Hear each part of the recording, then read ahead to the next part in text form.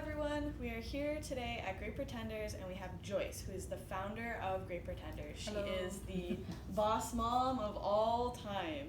Many of you know Joyce as the founder of Great Pretenders approximately 30 years ago, when she was just a mom trying to find great pretend play toys for her kids. And this is where we've got to today, and she's going to talk to us about her journey. So can you tell us what is the most rewarding thing about running this production? Well, we have an amazing team of people that I get to work with, and together we produce really great products, and that's a lot of fun because you probably design 5 items for every one that goes to market. Mm-hmm. So it's really interesting to have that process.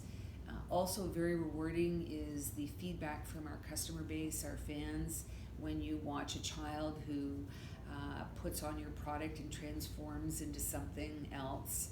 It feels really good to be the person who came up with that idea and took it to the market. So we know that Great Pretenders started with you sewing in your basement. So Yeah. how did you transition to this production that it is today? Well, actually, a neighbor complained about all the trucks coming in and out of our driveway, and I thought about it, and I was really hesitant to create new overhead. Yeah. But I knew that it was annoying for my neighbors, so I rented 300 square feet, a very small, almost like a closet, Mm-hmm. and I started. Within a year, we were in 2,500 square feet, and then within a year of that, we were in 5,000 and so forth. So it's just been one putting one. But it was a great thing, actually, when I moved it out of the house, because I got to delineate between work and home. Right.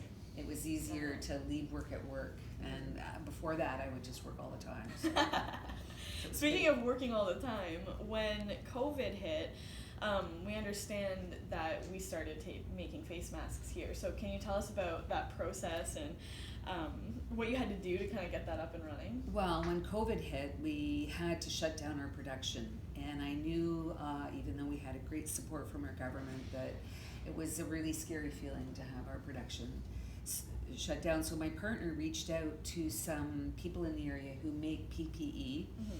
And we took some contracts right away, within 2 weeks of COVID hitting, to start making adult face masks for firemen and policemen and electricians and stuff like that. And we were doing that, and I thought, well, maybe we could come up with something for kids. Yeah. And maybe it would sell. So we designed some face masks for kids, and I went down to some suppliers in Toronto and loaded my car up with cotton and came back, and you designed the packaging, and we scrambled and put it together, and almost immediately sold, 40,000 masks, or a huge number. So we had all our sewers working. We bought some equipment that we needed, and we worked 6 days a week, 10-hour days, for at least 5 weeks. Yeah. And you were the one in there. Oh yeah, I was in there. Oh, for sure. It was really tiring. Yeah. But it was good. It was a real team pulling together to do something, and it was a good experience. And we still have 2 cells dedicated to masks today, and yeah, so. That's awesome. What was your first New York Toy Fair, and were you nervous? Oh yeah, absolutely. I'd never been to New York before in my life. And I think I was about 30 years old, and I had done Toronto Toy Fair, and a friend of mine, a guy who I thought was, he was so advanced, his company was so big, his name was Peter Bell, and he had a company called Papa Geppetto's Victoria Toys Inc. He was Canadian. He said, Joyce, look, if you don't go to the USA and do Toy Fair, you're not even in the market. You have to go. I called at the last minute. I got a 10x10 space. I bought a little portable pop-up booth. I was making puppets at the time, and I went down by myself, and I took I'd never been to New York before, and I set this up, and I went in, and I remember how naive I was, because I went with Canadian pricing and shipping out of Canada and 1 or 2 products, like not very much, and I remember at the end of the first day, I was at the Javits Center. It was the second year that the Javits Center was open, because before that, everything took place at 205th Avenue. They had Right. a toy building, and a bunch of young companies couldn't afford space there, so they started up. There were 89 exhibitors my first year there. And I remember at the end of the first day, a guy comes walking down the aisle towards me, and it was my dad. Aww, that's And he said, "Come on, I'm taking you out for dinner." And my parents spent the winter in Florida, and he'd come up to help me out. that's so cute. He was really helpful in the early days of my company. Oh, that's sweet. He gave me a lot of advice. So my next question is about what it would be your favorite holiday of the year. Well, I like all holidays, but the most fun for me is Halloween. It's not really a holiday, Well, but we make costumes. and always in our house there was great excitement. We never had my kids were never given like potato chips and candies and stuff like that in the house, so this was a huge thing for them because they were going to go out and get candy and they could have candy. And I used to make all their costumes, so we'd pick a theme and we'd have huge fun. We'd probably start about a month before Halloween. We'd decorate the house. We did it all. We made all the decorations. We made the tombstones. We carved the pumpkins.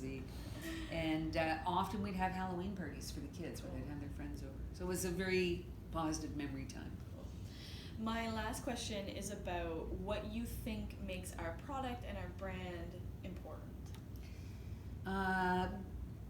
Well, I know that it's really important to build creativity in the world so that people think outside of the box and can, contribute in ways that aren't about copying someone else's work or being the best at something else that's previously done. And when you give children the tools to think outside of the box, and I believe dress up and role play does that. Puppets are also another great tool for that, and art supplies. Those are the types of things when a kid puts on a dress and says, "I'm a king," or now they have power in their lives. Also, you can get them to communicate and express themselves that if they didn't have that costume on, they would never say those things. So it's a little insight into expressing themselves. And of course, what I really like the most about role play is that it's interactive. No screen time, no rules, you just play. And it's pretty cool. Awesome. Yeah. Well, great. Thank you so much for meeting with us, and maybe we'll do another interview again later on. But Okay. thank you, and All right. have a good day, everyone. Yeah.